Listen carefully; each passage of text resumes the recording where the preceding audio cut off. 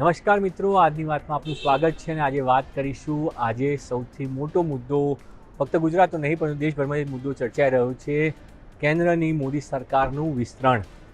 અટકળો ચાલી રહી છે કે સંસદનું જે ચોમાસું સત્ર જુલાઈ મહિનાના અંતિમ સપ્તાહમાં મળવાનું છે, તેની પહેલાં મોદી સરકારનું વિસ્તરણ થશે. આ વિસ્તરણ કેવું હશે તેના ઉપર આજે વાત કરીશું. શું વિસ્તરણ થશે કે નહીં થાય અને કેમ આ અટકળો ચાલી રહી છે તેના વિશે આજે વિસ્તારથી વાત કરીશું.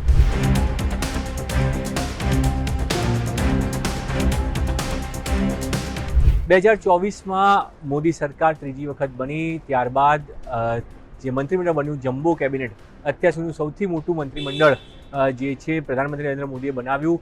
પહેલાં બંને કાર્યકાળ કરતાં પણ વધુ મંત્રીનો સમાવેશ કરી અને પૂર્ણ કદનું પ્રધાનમંડળ જે છે બનાવવામાં આવ્યું હતું. 2 કે 3 પદોને છોડીને તમામ જે જગ્યા હતી તે ભરી દેવામાં આવી હતી અને તેને લઈને એવી શક્યતાઓ જોવા રહી હતી કે હવે પ્રધાનમંત્રી જે છે લગભગ 2029ની પહેલાં 26 તો 27માં વિસ્તરણ કરશે. ત્યાં સુધી કોઈ વિસ્તરણ થશે નહીં.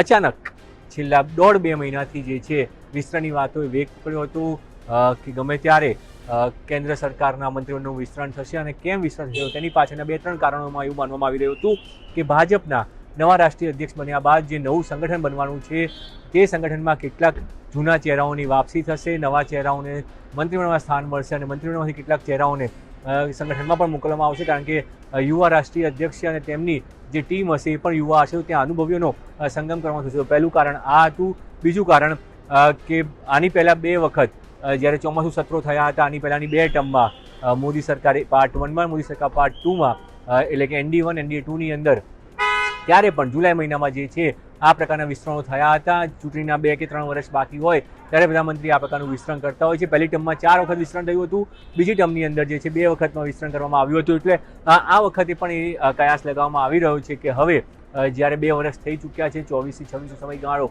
પૂર્ણ થઈ ચૂક્યો છે અને 3 વર્ષ બાકી છે, તે સમયે વધુ એક મોટું રીશફલ જોવામાં આવે વિસ્તરણની અંદર. અને તેનું બીજું કારણ એ પણ માનવામાં આવે છે કે જે રીતે તૃણમૂલ કોંગ્રેસમાં તૂટ પડી અને ત્યાંથી 20 સાંસદો એક નવી પાર્ટીમાં ગયા અને તેમણે એનડીએ સમર્થન જાહેર કર્યું હતું. તેમાંથી પણ 1-2 લોકોને મંત્રીમંડળમાં સ્થાન મળે, તે લોકોને સમાવવા પડે, કારણ કે તેમની જે ડીલ થઈ હતી એ ડીલ પ્રમાણે.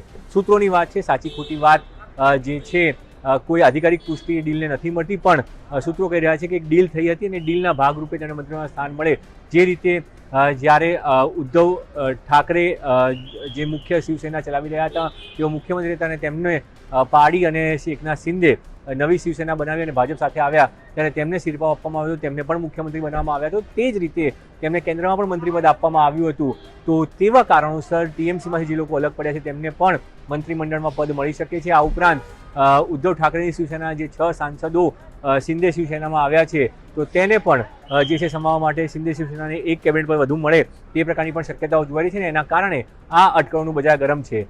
પણ જે વિન્ડો છે, હવે વિન્ડોની વાત કરીએ, જે સમયગાળો, કારણ કે પ્રધાનમંત્રી અને ભાજપના રાષ્ટ્રીય અધ્યક્ષ આ બંને એ શપથ સમારોહની અંદર હાજર રહેતા હોય છે. તો એ બંનેના શેડ્યુલ પ્રમાણે જોવા જઈએ તો 4 તારીખે પ્રધાનમંત્રીનો જે છે, આજે 30 જૂન થઈ છે, 1 થી 3 જૂન દરમિયાન 1 થી 3 જુલાઈ દરમિયાન જાપાનના પ્રધાનમંત્રી ભારતના પ્રવાસે છે અને તેના કારણે પ્રધાનમંત્રી અને રાષ્ટ્રપતિ બંનેનું શેડ્યુલ વ્યસ્ત રહેવાનું છે. બીજી તરફ 4 તારીખે પ્રધાનમંત્રીનો ગુજરાતનો પ્રવાસ પણ છે, રાજસ્થાન અને ગુજરાતના પ્રવાસે છે. એટલે 5 જુલાઈની એક વિન્ડો ખાલી છે, કારણ કે ત્યારબાદ 6 થી 11 જુલાઈ દરમિયાન પ્રધાનમંત્રી ફરી વિદેશ પ્રવાસે જશે. ઇન્ડોનેશિયા, ઓસ્ટ્રેલિયા, ન્યૂઝીલેન્ડના પ્રવાસે જવાના છે અને ત્યાંથી 11 જુલાઈએ પાછા આવશે.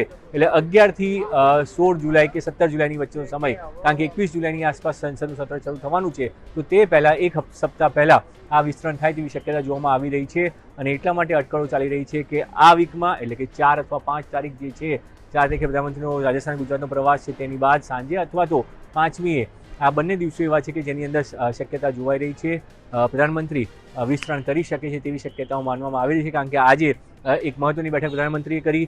તમામ તેમના કેન્દ્રીય વિભાગોના જે કેન્દ્રીય સચિવો છે એ સચિવો સાથે તેમના વિભાગની કામગીરીની સમીક્ષાની સાથે સાથે ભવિષ્યનો રોડમેપ પણ સચિવો સાથે વાત કરવામાં આવી. અને આ જ વાત તેમણે 2 મહિના પહેલાં જ્યારે મંત્રીપરિષદની બેઠક બોલાવી હતી ત્યારે પણ કરી હતી. આ મંત્રીપરિષદની બેઠક બાદ એ ચર્ચાઓએ જોર પકડ્યું હતું કે હવે ગમે ત્યારે કેન્દ્રની મોદી સરકારનું વિસ્તરણ થઈ શકે છે અને તેની અંદરથી કેટલાક મંત્રીઓને ડ્રોપ કરવામાં આવશે, કેટલાકને લેવામાં આવશે. તો રાજ્યકક્ષાના મંત્રીઓમાં મોટો ફેરબદલ જોવા મળે તેવી શક્યતાઓ છે. આ વખતે કોઈનું એલિવેશન થાય તેવી શક્યતાઓ નથી જોવાઈ રહી કે કોઈ રાજ્યકક્ષાના મંત્રીને કેબિનેટમાં લેવામાં આવે. પણ કેટલાક મંત્રીઓને ડ્રોપ કરવામાં આવી શકે છે. કેબિનેટમાંથી કોઈ ડ્રોપ થશે કેમ તે અત્યારે અટકળોનું બજાર છે કે કોઈ કેબિનેટ મંત્રીને પ્રધાનમંત્રી પડતા મૂકશે. શું કેબિનેટ મંત્રીઓના પોર્ટફોલિયો બદલાશે? નાણામંત્રી નિર્મલા સીતારામનનું પોર્ટફોલિયો બદલાશે કે પછી શિક્ષા મંત્રી ધર્મેન્દ્ર પ્રધાનનું પોર્ટફોલિયો બદલાશે? તેને લઈને પણ અટકાવવાનું બજાર ગરમ છે. હાલ કોઈની પાસે એ તમામ પૂરી જાણકારી નથી, પણ જે છે ચોક્કસ કયાસ લગાવવામાં આવે છે. લોજિકલ તર્કબદ્ધ રીતે પણ એ વાત કરવામાં આવી રહી છે કે જે રીતે પ્રધાનમંત્રીએ પગલાં ભર્યા છે પાછલી 2 ટર્મના, તે પ્રમાણે આ વખતે પણ આવા જ કોઈ નવા મંત્રીઓને જગ્યા મળી શકે છે.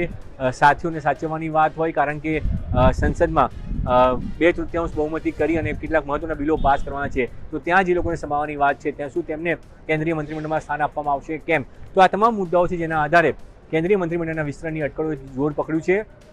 જ્યાં સુધી ગુજરાતની વાત છે તો ગુજરાતમાંથી ઓલરેડી મોટા પોર્ટફોલિયો છે. ભલે ગુજરાતના સાંસદ તેમને માનવામાં ન આવે, પણ રાજ્ય સભામાંથી ગુજરાતના 2 સાંસદો, વિદેશ મંત્રી ડૉક્ટર એસ જયશંકર અને જેપી નડ્ડા, કે જેઓ પહેલાં ભાજપના રાષ્ટ્રીય અધ્યક્ષ હતા અને હવે કેન્દ્રીય આરોગ્ય મંત્રી છે, આ 2 મહત્વના પોર્ટફોલિયો ગુજરાતને મળેલા છે. આ ઉપરાંત મનસુખ માંડવિયા છે, જેઓ કેબિનેટ મંત્રી છે.